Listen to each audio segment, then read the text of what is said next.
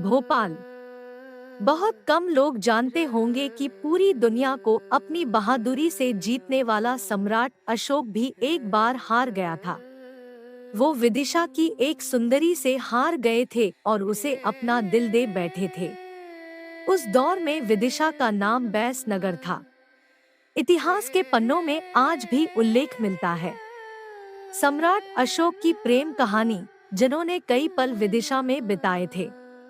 अपने युद्ध कौशल से लोहा मनवाने वाले सम्राट अशोक जब भोपाल के पास स्थित विदिशा आए तो करीब 20 साल के थे।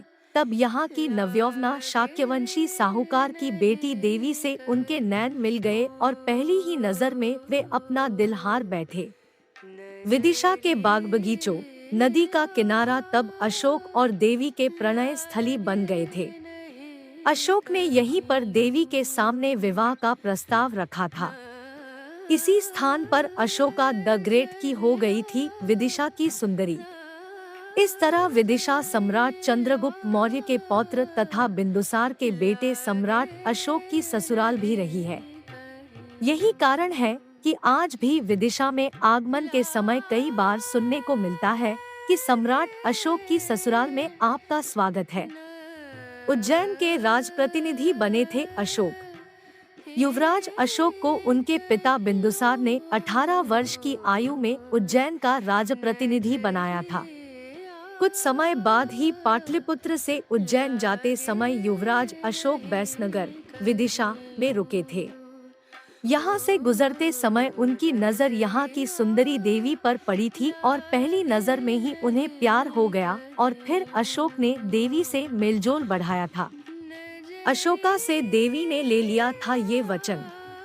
अशोक के प्रस्ताव पर देवी ने उनसे विवाह कर लिया, लेकिन उन्होंने अपने पति अशोक से आजीवन विदिशा में ही रहने का वचन ले लिया।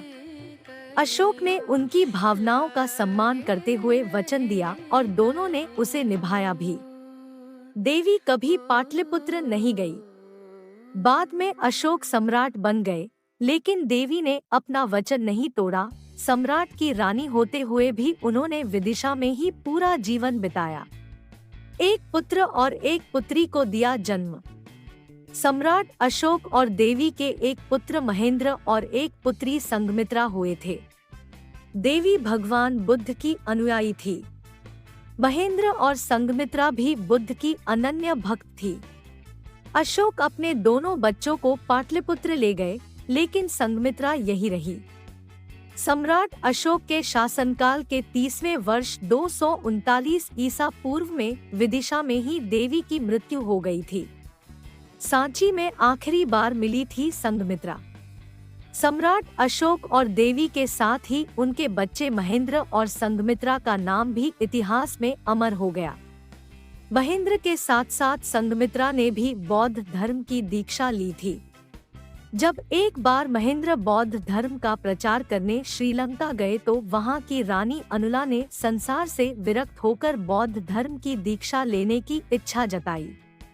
लेकिन महेंद्र ने वहां के राजा को समझाया कि नियमानुसार कोई पुरुष भिक्षु महिला को दीक्षित नहीं कर सकता।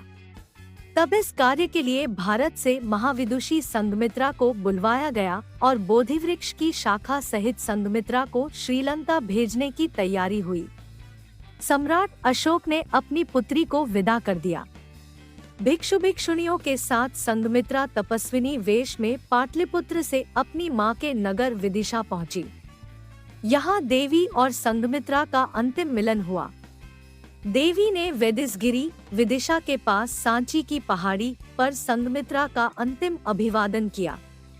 संघमित्रा बोधिवृक्ष के साथ संघमित्रा पहुंची और रानी अनुला समेत करीब 1000 महिलाओं को वहां दीक्षित किया। दोनों भाई बहन जीवन पर्यंत लंकावासियों को भगवान बुद्ध का संदेश सुनाते रहे। वे भारत से एक बार गए तो फिर वापस नहीं लौटे।